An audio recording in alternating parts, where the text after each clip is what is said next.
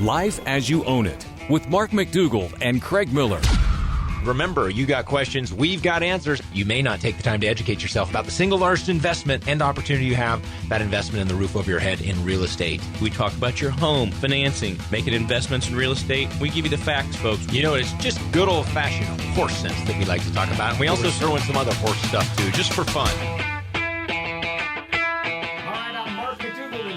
He's Craig Miller, and he's happy to be here. That's right. It's a good day, folks. Hopefully you're enjoying some sunshine wherever you are, because it is spring. Spring is officially sprung, right? Sprung all over the place. Depending on where you are, we are hopeful that you are warm, that it is greening up in your neighborhood. Of course, if you're in Arizona, hopefully it's not greening up too much, unless you're watering the lawn. But folks, we appreciate you checking out the show. If you're a first-time listener, then we think you're going to have some fun. If you are a regular, then welcome back to the show. We've got a lot of great information for you today, which includes, if you saw Craig and I at our favorite restaurant, you know that we're fond of seconds. Well, it appears a growing number of homeowners are equally fond of seconds. Second homes, that is. Looks like the second home market is rebounding quite nicely. We think it's time for you to follow our lead and grab you some seconds. Homes, that is. We'll give you the stats and 5 suggestions for financing your hideaway.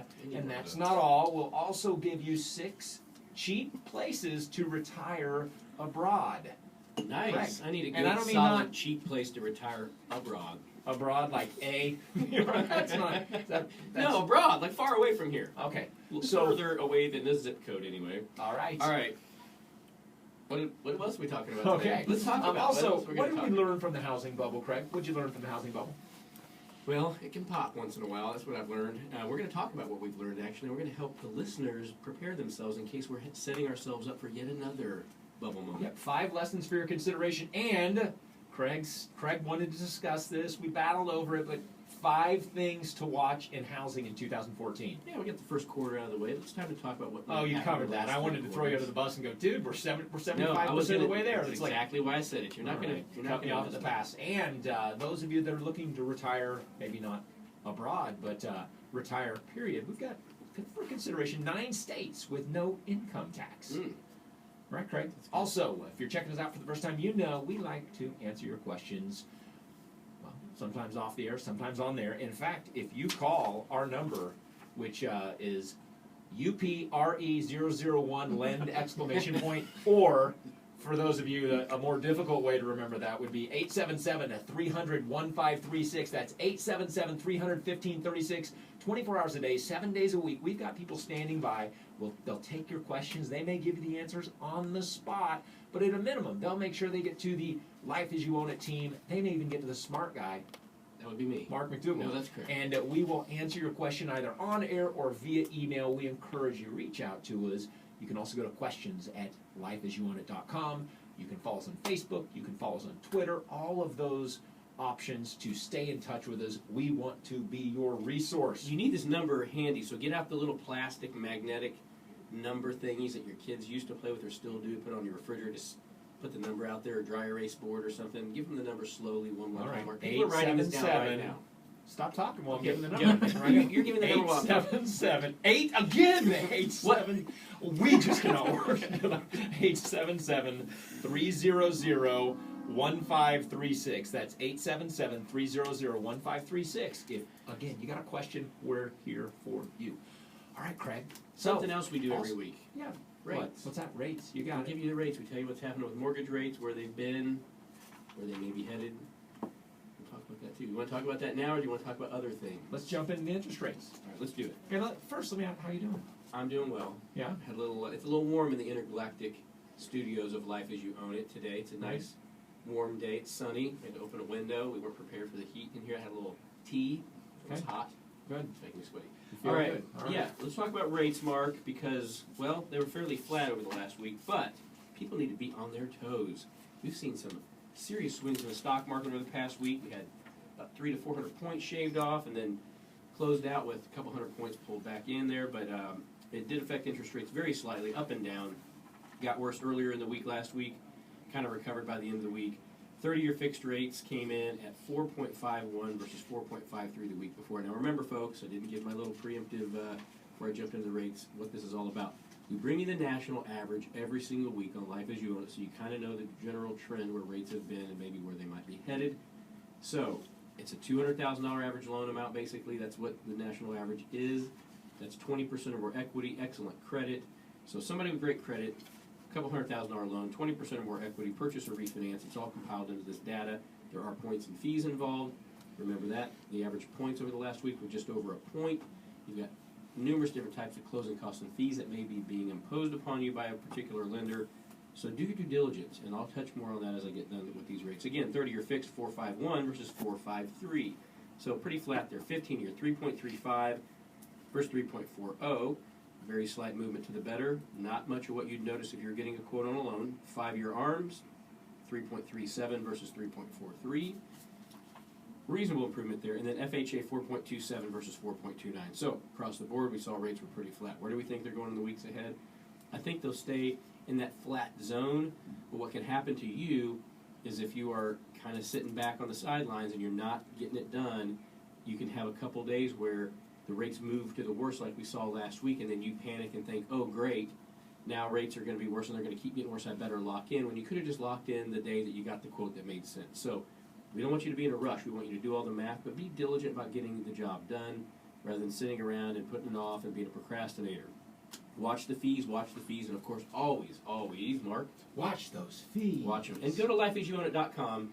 Check out the break-even formula so that you know how to do the math to see when you will actually break even if you're paying any refinance fees. You got it. The rate you received isn't as important as the cost you paid to receive it, folks. Be educated, okay? That music means it's time for a should you stay or should you go scenario. Okay, we have Earl in Wellsville, Kansas emailed. Mark and Craig, thanks for all the great info each week. Here are my questions. My wife and I filed for bankruptcy in 2009 due to a number of situations, but primarily a subprime balloon mortgage that we didn't understand. We were following a Dave Ramsey plan of paying down our mortgage and didn't think our home would ever drop in value. Well, I lost my job for several months and the balloon note came due. We had paid down our loan by $38,000 of extra principal payments, but all that was wiped out with a value drop. We have now saved over $25,000 in the last 5 years and are told we qualify to buy another home. Should I be afraid of an FHA loan? Should we put more or less money down? We know you guys always say to have reserves, so we know that's important. We have no credit debt at this time. Thanks for the help. Well, we appreciate, Earl, your question. And the detail. And the fact that we get to select these folks. Normally we select the small ones, but this was such a good one and very detailed. We wanted to get Earl's on air, and so that some of you that are possibly in a similar situation can learn from it. Craig, should he stay? Should he go? What should Earl do? I don't know the rest of the story. I'm going to say go back into looking at home ownership as a potential for him. However, he touched on a few important things, and that is reserves. He definitely needs to keep a hold of some solid reserves. Should he be afraid of an FHA loan, Mark? No. No, not necessarily. FHA loans do come with some higher cost than some other loan options at times, but it can still be a great loan option for you. The main thing is it sounds like he's back on track with his job. They've been able to save some money. He should be able to keep reserves on the side even after putting his down payment down, depending on the price range he's looking at. But a couple key points we're going to use this scenario to help our listeners with is this. He mentioned following a plan that was laid out for him by another almost as popular radio host as us. Almost as popular. Why is there so much laughter in the studio when Sorry. you said that? Sorry. Oh my One gosh. of these days he'll reach Mark and I's level, but in the meantime, let's give him a little credit. The thing is, Well, I'm is that 6'5", so it's gonna be hard for him that's to reach true. my He level. won't. He won't. You guys are reaching the same level of hair, though. So what I want to talk about is the whole thing about paying down that mortgage so fast. Look what happened with Earl. He paid down a bunch of extra principal payments, and he didn't retain any of that because his home ended up dropping value. Of course, later on he lost the home and did a short sale or foreclosure or whatever. So now he's, without all that money that he quote unquote invested. He should have kept it liquid. Folks, what we've seen is that housing has started to come back, but the stock market has reached record levels. So in a recovery after a downturn, don't expect your money to do as well in housing as it will in the free market trading system that's been around for a long time as well. So think it through before you make decisions. All right, folks, when we come back, we've got 5 lessons that we hope we all learn from the housing bubble. Stay tuned. Life as you own it. All right, friends, we are back. Life as you own Gosh. it. What, Mark? We What? said before, we gotta wait 10 seconds, and I can't. even said 3 times, do you wait 10? I was even doing my I'm not waiting imitation 10 of seconds. You Mel know that. Gibson in Braveheart. Hold it! Whatever, is that Hold Braveheart it. out of the right movie? Just hold, not hold it. Hold. I don't even think the word it was used back IT. then by Scottishman. Yeah, there was. It too, Brutus. Okay. Anyway, but yeah, Alright. it's hold. But anyway, as you know, Mark, me waiting 10 seconds is I know. quite a feat. All right, folks. Well, welcome back.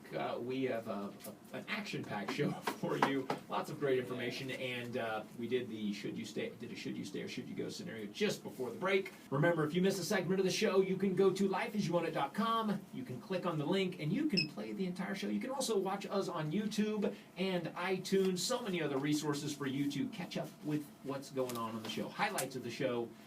All this great content is at your disposal at lifeasyouwantit.com. All right, Craig, we ready?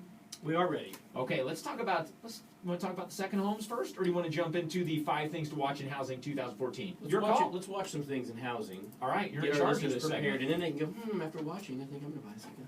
Okay. Perhaps not. Let's do it. So let's talk about that. All right, so 2013, interesting year because there was quite a bit of movement. We had amazing movement in the market, stock market. Tale of two halves in 2013 as far as housing went. The first half, there was low supplies of homes, low rates.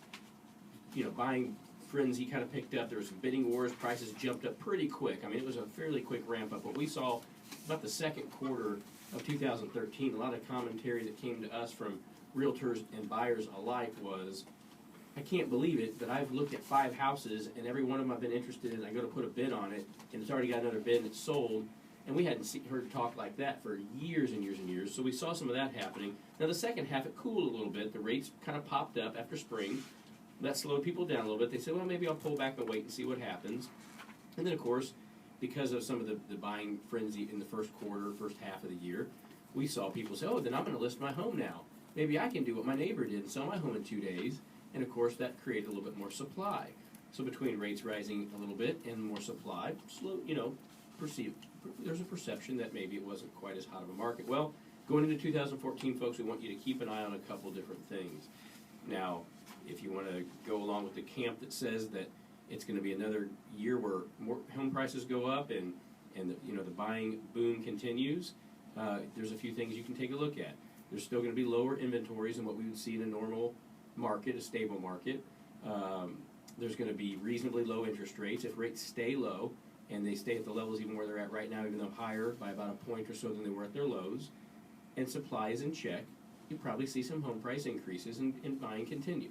Now, on the other flip side of that, if rates do ramp up, and there is going to be some scaling back of some of the stimulus that's been going on, more people maybe look at selling their home. If supply gets, there's more supply, higher rates, we're going to see things cool off a little bit. Well, we don't know for sure which way it'll go, so let's take a look at some of the factors that might affect this, and we want you to pay attention. The first quarter of the year is long gone, and so far in the first quarter of the year, what we've seen, some of what continued from 2013, not a lot of change. Spring is in the air, people are looking at more homes. I personally am seeing more people in the market to buy a home. They still want to buy before rates go up, and it seems like a pretty steady market right now. Which would indicate that the bull case for 2014 is for housing is obviously entrenching itself. Correct?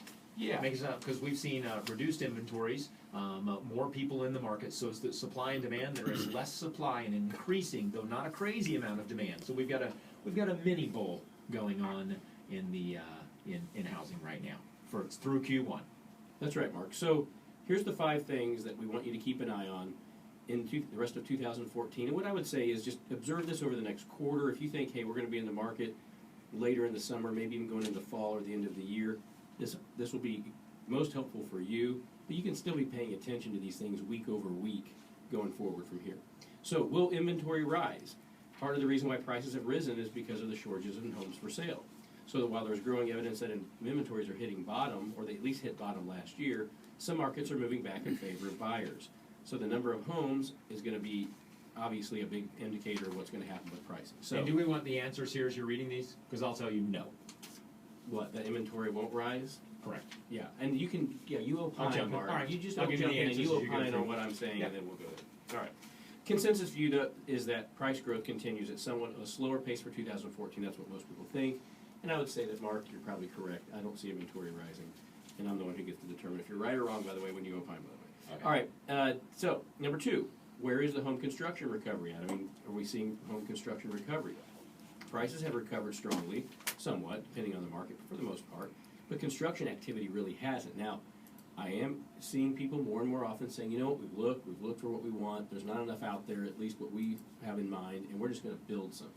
They're going to do so at a greater expense, mind you, but some people are saying, hey, we're going to buy what we want to buy, and this is going to be the last home we purchase, or at least for a long time, we're going to build something. So we're seeing more of it by far than what would have been 3 or 4 years ago.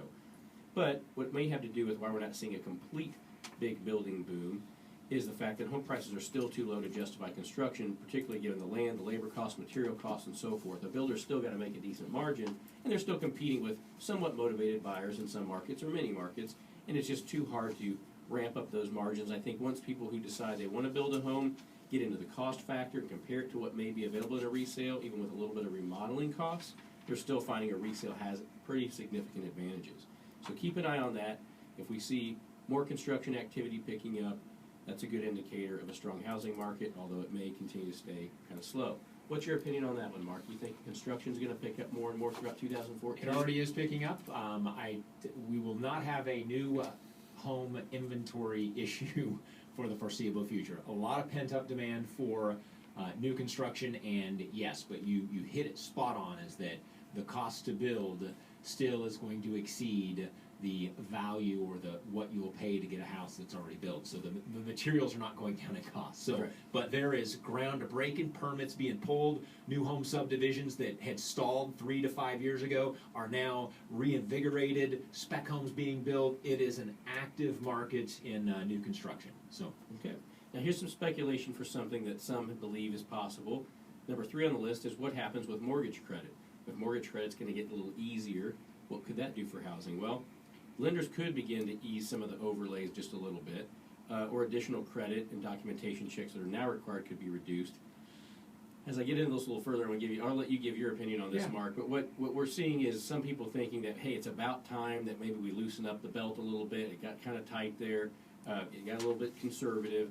Maybe we're going to reduce the amount of down payment required. Maybe we're going to reduce credit score requirements. Maybe we're going to make some of the guidelines or even the documentation required to prove your income a little bit easier, like it was many years ago. So if that happens, and it does get a little easier, and if you got the ability to get a mortgage at a little bit easier, or at least it's not such a strenuous activity for you, you may be more inclined to go ahead and buy a home.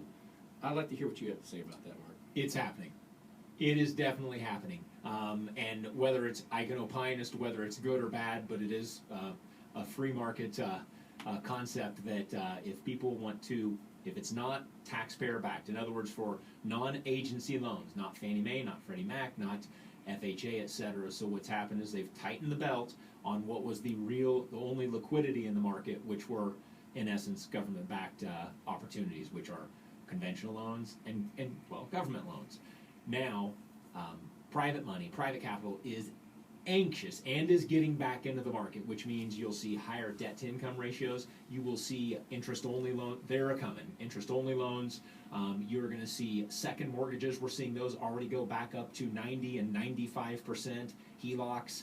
It's all, not all, but most of it is coming back. And the good news is it's coming back without the taxpayer writing the check, in large part, to bail it out if it doesn't perform. That's right. So, yes, folks, there's going to be more and more opportunities to purchase, but if you want the lowest rates, you're going to have to play by the rules of all the documentation, everything verified, great credit, good income, all of that good stuff. So, That's right. Yep. Yep. It is going to cost you more money if you get a little bit more creative with the type of financing you need to get that home purchased. I'm going to add one thing to that, and that is this. The cost of borrowing, the cost of getting your mortgage loan done, as we continue to see the unintended and maybe some of the intended consequences of Dodd-Frank, they are, most lenders are pretty well saddled with regulations and compliance rules that are still making it more expensive to put a loan together for you, the consumer. So don't expect that to slip by without affecting your bottom line. You will pay a little bit more for a mortgage. All right, so we've got more numbers 4 and 5 of what to watch for in housing 2014 when we return. Life as you own it. Stay tuned. All right, we're back, and we are wrapping up our discussion about 5 things to watch in housing in 2014. And remember, coming up, we're going to talk about that second home you're thinking of buying. A lot of activity in the second home sector, and if you're thinking of maybe buying that second home abroad, we've got 6 locations you may want to consider that you can get on the cheap. All right, Craig, 2014 All right, so and beyond. we've covered a few things, folks. We're not going to recap it at this point for the economy of time that we're up against here. But number 4 on the list, what to watch for in 2014. Number 4, what will investors do with their homes? This is something to keep an eye on. A handful of institutional investors have purchased tens of thousands of homes that are currently being rented out, or they hope so anyway. These homes tend to be concentrated in a few of the regions that have been hardest hit by foreclosures over the past 5 years. So, the investor purchases played obviously a key role in the stabilization of the prices in that general market wherever those homes may be. So, because they were wolfing up homes at a time when supplies were already dwindling, that's going to be obviously something that would make you think that those markets would be fairly stable or strong. The key question now is what's going to happen after the initial rush to invest subsides, because as that kind of cools off a little bit, you've got these people holding lots of homes. There are going to be more renters in the market than there were before, but more lenders and investors are extending debt financing to some of these property owners, which should help boost the returns as well. So, can owners perfect the expense management associated with maintaining and leasing tens of thousands of individual homes? That remains to be seen. Mark, what do you think with some of these guys who've gone into some of these companies, or individual investors, but big-time investors who've bought dozens, if not hundreds of homes, in some cases thousands of homes, in certain concentrated areas for the purpose of renting them out?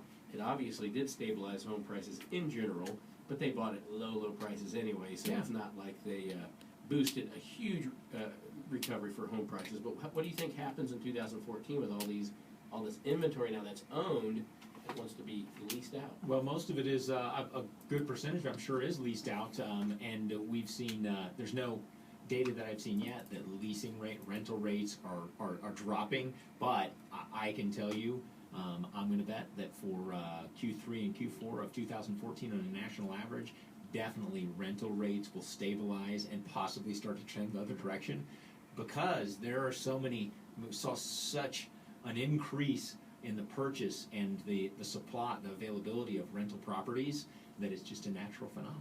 Mm-hmm. There's less housing inventory for purchase. We're seeing the demand shift, more demand for purchase as the economy stabilized, as housing has stabilized and starting to move back the other direction. A lot of people sat on the sideline prudently.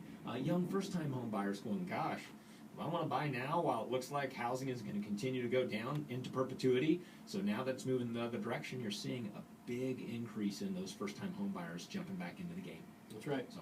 So number 5, folks, wrapping this list up, when does housing hit that tipping point for affordability? Because you know what?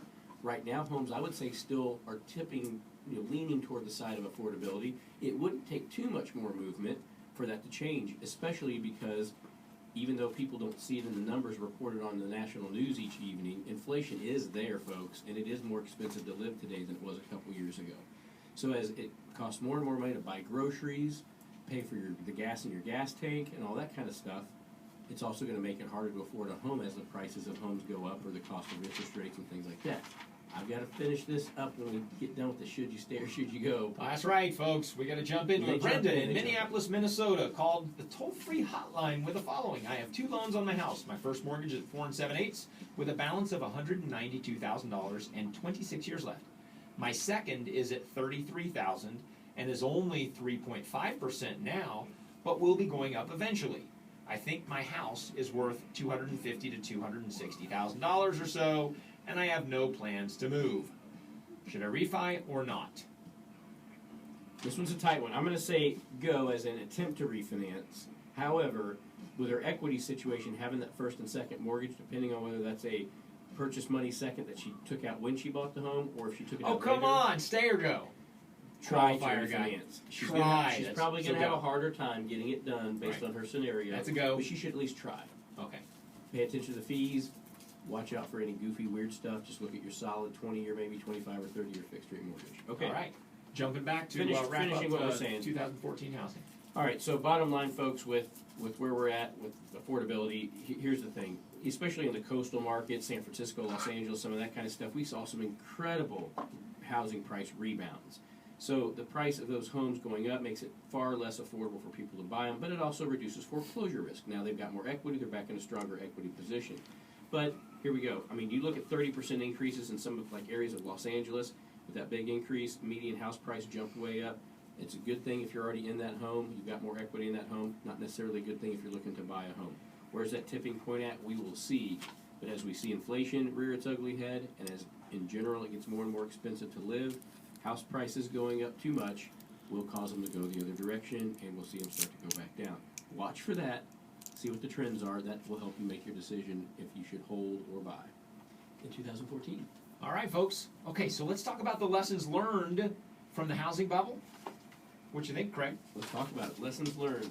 We always want to learn lessons from bad things. And the Do we? housing bubble was one of those deals. Isn't it a good thing? to As we learn close lessons up with from number 5 there on the list, we talk about the old tipping point there. It could get to the point where not only does it tip, but it bursts once again. There are some experts out there that see that happening in 2015. I don't know if I would say that we have a bubble brewing, but let's talk about it just in case, folks, to prepare you. The main thing here is it a bubble? Well, for it to be a bubble, I think you'd have to have a serious bunch of access to credit, people buying homes that shouldn't be buying homes all over again, that aren't going to be able to stay in those homes to sustain them. I don't see that happening, but let's talk about it. But we're going to talk about What the we bubble learned. that burst in 2006, 7, 8, and maybe a little bit of bubble still bursting in 2009. And when we come back, we'll tell you what we think you should have learned from it. Life as you own it. Stay tuned.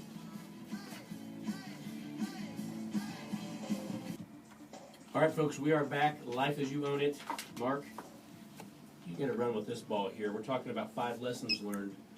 What should at least our listeners, what should they have learned, but more importantly, what can we remind them about? Because I think lessons that we learn sometimes get forgotten after 4 or 5 years of an incident like the burst heard around the world. So The burst heard around the world. That's right, folks. So here's something. You've heard us discuss these over the last 5 years, because the reality is we began this show right in the middle of what we call after the bubble had burst. Craig, am I right? that's right. Pay You are attention, right. young man. Look I'm at me paying when I'm attention speaking. to you. Sorry. So we've Point had of info the on show this. now for just over 5 years, right? 5.5 years. And if you do the math, that means we've been doing the show since like what, 1972? 76. Okay, 76, something like that. Okay, so since the end of 2008, Thanksgiving of 2008 to be exact.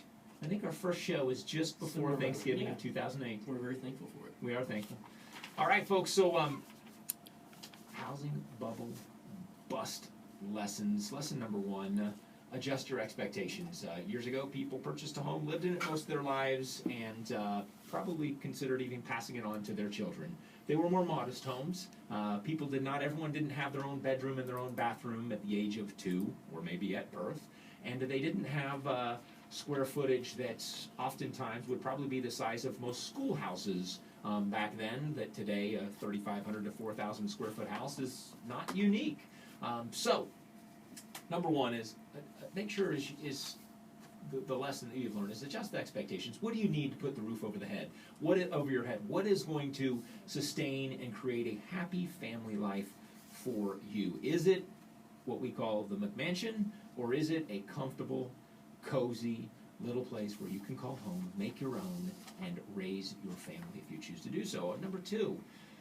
Okay, so we all fancy ourselves as fantastic investors, especially when we buy something as it's going up, and then we may sell it as it's still going up. What is that? Well, that's called maybe participating at the right time, being a little bit lucky, not necessarily being prudent. And so don't think that you can time the market. And this applies to interest rates. This applies to any investment in life. Make sure you've got a strategy, that it makes financial sense for you, whether that market goes the other direction or whether it continues on its trajectory. So do not assume you, as an individual, can outsmart the market. Number 3 is do not. This is something Craig and I have been passionate about since we began in the business. So for Craig, 27 years ago, and for me, just over 10 years ago. So folks, don't use your home like it's a piggy bank. What is diversification? Well, it's not having all your money in one place. If you do a 15-year mortgage, pay off that house, and you have a $200,000 house and you owe nothing on it, and you don't have a sizable, an equal, or let's say 3 times as much money, 200 in one retirement plan, 200 in the market, etc. If you don't have those, you're not diversified. You are way heavy in real estate. What happens? Well, look at the bust. look at the boom, look at the bubble. You can see that your value, your real net worth went down significantly, and many of you unfortunately lost your house because of it. You never get it back that way. Gosh, No don't chance for recovery. Got another should you stay or should you go scenario right in the middle of me getting my mojo. Okay, Craig. We have Gerard in Houston, Texas, emailed the following in. Hello. I have a duplex that I live in one side of, and my cousin lives in the other unit. My rate is 5.25 on a 30-year loan. I owe $153,000 on one loan covering both units. I think it's worth about $200,000. Can I refinance as my primary residence, or will they call it a rental property? Should I refi? Good question, Gerard. Go, baby, refi that thing. Get out of there. You can Gerard, save some money. You can save some money. They're going to treat it as your primary residence if you do indeed live in one side of it. So it doesn't matter that you're renting the other. That's a primary residence loan. It's a 2-unit. Make sure you explain it up front when you're applying for a loan. But yes, Gerard, you're going to be able to save some bucks. Get that thing refinanced. Watch those closing costs and fees, though. Try to get a no-cost loan or try to get a very low-cost loan. That's the key to making sure you immediately get a return on that refinance investment. And I'm going to say that the piggy bank part of, we're talking about the lessons learned in 2000, in the boom from, we'll say, 2000, early 2000s up till 2006, 2007, and then the subsequent bust, is that people borrowed from their equity in their home to pay off credit cards. The equity continued to go up. They continued to not change their patterns of spending, ran up more credit cards. They went back to that natural account that had gone up in value previously. They borrowed again through the form of pulling home equity to pay off credit cards. Then they went back again, possibly many times, 3 and 4 times over a 5, 6, 7-year period because it kept going up in value. The bust happened whenever they went back and then realized, uh-oh, I can't pull cash out to now catch up on these other things. Now the overall bills became so much that they fell into financial turmoil, stopped making their housing payment, stopped making the credit card payments, etc. So, folks, that's the lesson we learned. Live conservatively, live as if you've got a plan that extends beyond the most recent depreciation numbers on your home. Number 4, do your own research. Don't listen to the realtor that tells you necessarily that home values will go into perpetuity and shows you appreciation factors that are possibly in the double digits. Don't listen to the mortgage person that says, oh my gosh, you need to buy now because you're going to make so much money when you go to sell the house.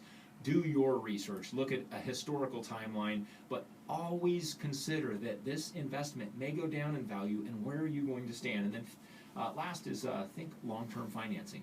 Often, if you can't afford the house on a 30-year or even afford it on a 15-year mortgage, then you shouldn't be doing the home loan. In other words, if you've got to do an ARM to be able to afford the mortgage at that lower rate, which eventually will adjust up, or if you did an interest-only loan, heaven forbid, and that's the only way you can afford the home, fail. Don't do it. We've learned that lesson, and we're not going to repeat it. Okay? Well, maybe we are one day, but we're telling you, if you're a listener here, you're not going to. You'll know better. All right, when we come back, we're going to talk second homes. A lot of them being purchased, and maybe you should be one of those people considering it. Life as you own it. All right, we're back. Last segment of Life as You Own It. Okay, folks, talking about those second home opportunities. Well, we've seen a big push. A lot of you are participating in the purchase of your second home. Little bungalow on the beach, maybe the cabin in the mountains. But there are plenty of opportunities for you to finance that second home. And statistically, we are seeing that part, along with demand for all housing, continue to pick up. It's a good thing. And we want to make sure that you understand your options. When it comes to financing, we've got the 5 most common ways to consider financing the second home. Craig, jump in. Here they go. We're going to go through this list kind of quick, but if you're buying a second home, here's some ways you can get it done. First of all, the good old-fashioned cash purchase. If you've got lots of wood in the bank, and you've got your money diversified, and you've got your investment squared away, your reserves are there, your retirement set up, and you've just got lots of extra cash, isn't that most of us these days? Yeah, just sitting around. Then pay cash for it. That's one option. Better options, let's look at some of those. A second home mortgage. You can take out a mortgage on a second home the same way you would a primary residence. In many cases, a greater down payment is going to be required. You may have to have a little bit stronger credit as well. But you can get a mortgage at a low rate on a second home just as you would your primary. Number 3, you can take equity from your primary residence. Those of you who are quite heavy in equity of your primary residence and you think, hey, you know, I think I'm just going to take the money out of this one, continue to pay a mortgage on the place I live in, but I'll just write a check out of my equity for that second home. You can do it that way. Number 4, owner financing. Many times when you're looking at a second home, it may be in a unique area, maybe it's remote, It might be a log cabin somewhere out in the foothills of some place, or Smoky Mountains, or maybe it's a beach place that's unique and it doesn't quite comp out with other homes where it's hard to get financing on it. Maybe the owners just want to carry financing as a way to diversify their investment portfolio. You can go to the owner of a home, and oftentimes you'll find that vacation-style homes have a little note in there, will finance for the right buyer. So owner financing is always an option as well. And number 5, you can get a private bank loan for the higher net worth borrowers out there. Some people have a lot of assets. A lien can be put against some other assets and get a very low interest rate sometimes through a private banker who's just looking to diversify how they're loaning out their funds. So sometimes a private bank loan can work for all or part of that purchase. I see this more often with people who want to put a substantial amount of money down and who have a lot of other assets with a particular institution. They take out a really low, advantageous rate for a low percentage loan to value of that second home and do it that way. So those are 5. There are others, but those are the primary 5 that we see most of the time. Be strategic, speak to a certified mortgage planner, and speak to your financial planner. Folks, if you don't have both, you need both. All right, real quickly, so I said we've got some places that you may consider buying that are abroad, not to be confused with what we discussed earlier about abroad, right, Craig? That's right. Like the broad jump. So number 1 is... Number let's 1, see, where is it? Guam? Guam. Hey, that was a guess. Good guess. Number 1, Guam. Apparently the cost of living is very cheap. You can live like a king for $2,000, so they say. Number 2 is Guatemala. Number 3, Vancouver, British Columbia. Now, it's not going to be as cheap to live in Vancouver, but apparently the cost of living is something that is modestly more affordable on a relative basis. I know. I guess What it's does like that mean exactly? I don't know. It's still expensive. So it's going to be to rent. You've got the money that you'll save is probably going to be in pharmaceuticals. Yeah. So Craig, you might want to consider moving there. Yep. We've also got Valencia, Spain, Buenos Aires, Argentina, Lake Atitlan, Guatemala, and last on the list, but last but not least, is what, Craig? I don't know. Well, Guatemala? shucks. You said that. That's it, baby. That's all the places you can go. We're not letting you buy a second home abroad No, it's anywhere the else. first one is Cheng is okay. We got Start. Go ahead and start now. Chiang Mai. China. Ready? Yeah. Chiang Mai, Thailand. I would go there because Probably I love Thai butchering food. that. Yep. Love Thai It's a food. good Hey, place Mark, to- what are 9 states with no income tax? People want to know. 9 states with no income tax. All right, you ready? Go. Write them down. New Hampshire, Washington, Wyoming, Tennessee, South Dakota, Alaska, Florida, Nevada, and Texas. Texas, Folks, baby. That's right. Another installment of where you Life As You Own It. Thanks for checking us out. Remember, go to lifeasyouownit.com or give us a ring. We'd love to hear from you. Remember, too, Stay classy.